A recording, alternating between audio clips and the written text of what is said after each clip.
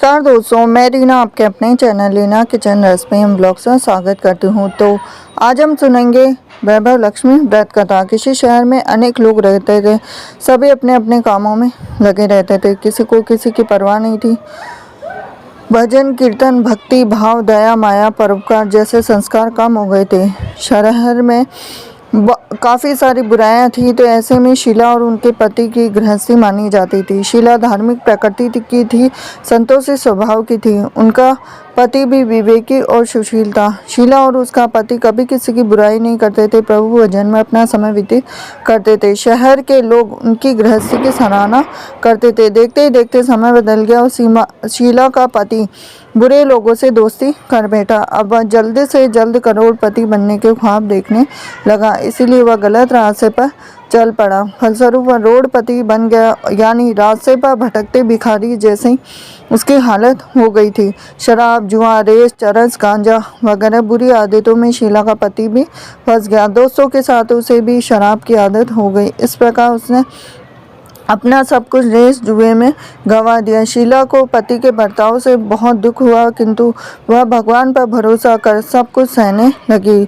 वह अपना अधिकांश समय प्रभु भक्ति में बिताने लगी। अचानक एक दिन दोपहर को उनके द्वार पर किसी ने दस्तक दी और शीला ने द्वार खोला तो देखा कि एक माँ जी खड़ी थी। उसके चेहरे पर अलौकिक तेज निखर रहा था। उनकी आंखों में से मानो अमृत बह रहा था। उसका भव्य चेहरा करुणा प्यार से छलक रहा था। उसको देखते ही देखते शीला के मन में अपार शांति छा गई।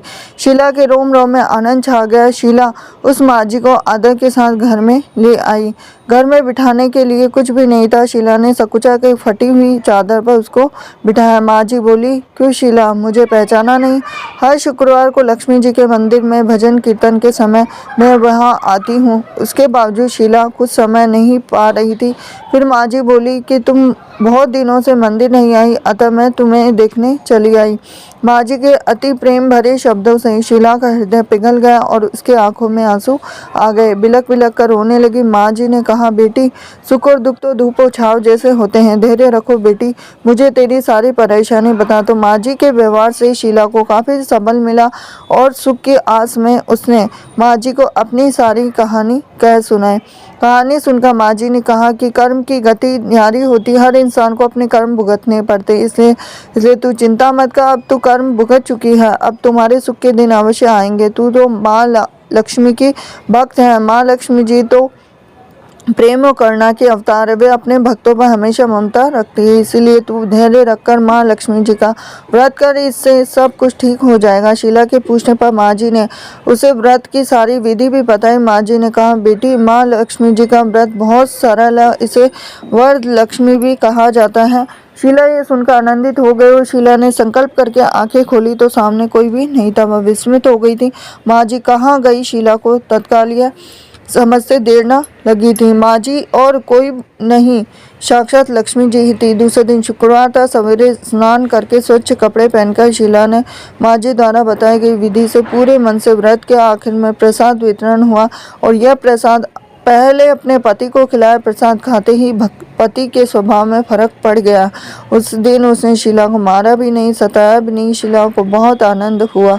उनके मन में वैभव लक्ष्मी व्रत की श्रद्धा बढ़ गई। शीला ने पूर्ण श्रद्धा भक्ति से 21 शुक्रवार तक वैभव लक्ष्मी व्रत किया और 21वें शुक्रवार को माँ जी के कहे मुताबिक उद्यापन विधि करके 7 स्त्रियों को वैभव लक्ष्मी व्रत की 7 पुस्तकें उपहार में दी। फिर माता जी के धन लक्ष्मी स्वरूप की छवि को वंदन करके भाव से मन ही मन प्रार्थना करने लगे कि हे माँ धन लक्ष्मी, मैंने आपका वैभव लक्ष्मी व्रत करने की मन्नत मांगी थी और वह आज पूर्ण किया है। माँ, मेरी हर विपत्ति दूर करो, हमारा सबका कल्याण करो। जिसे संतान न हो उसे संतान देना, सौभाग्यवती स्त्री का सौभाग्य अखंड रखना और कुंवारी लड़की को मन भवन पति देना। जो आपका यह चमत्कारी वैभव लक्ष्मी व्रत करे उसकी सब विपत्ति दूर रखना, सभी को सुखी करना। हे माँ, आपकी अपार महिमा है। ऐसा बोलकर लक्ष्मी जी के धन लक्ष्मी स्वरूप की छवि को प्रणाम किया। व्रत के प्रभाव से शीला का पति अच्छा आदमी बन गया और कड़ी मेहनत करके व्यवसाय करने लगा। तुरंत शीला के गिरवी रखे गहने छुड़ा लिए और घर में धन की बाढ़ सी आ गई। घर में पहले जिससे सुख शांति छा गई, वैभव लक्ष्मी व्रत का प्रभाव देखकर मोहल्ले की दूसरी स्त्रियां भी विधि पूर्वक करने लगी। तो ये थी लक्ष्मी जी की व्रत कथा। हरे कृष्ण।